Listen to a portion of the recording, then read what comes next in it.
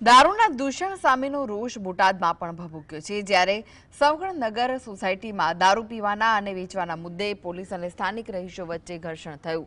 દારૂ પીતા મળેલા એક વ્યક્તિની અટકાયત સામે સ્થાનિક રહીશોએ દારૂ વેચનાર પર કાર્યવાહી કરવાની માંગ કરી, જેને લઈને પોલીસ સાથે ઘર્ષણ થયું।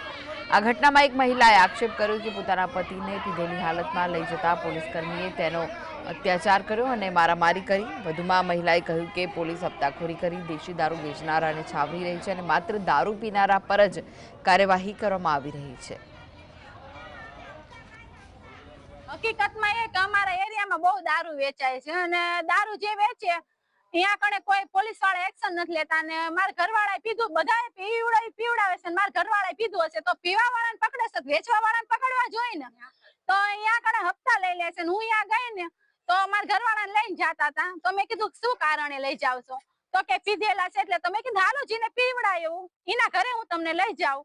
તો એ રીતના કરતી હતી વાત તો એ 3-4 પોલીસ વાળા એકદમથી મારા ઘરવાળાને ખેંચવા માંડ્યા, મને મારવા માંડ્યા। મને જો જોરદાર માર માર્યો છે અને એક પોલીસ વાળાએ મને 2-3 લાફા માર્યા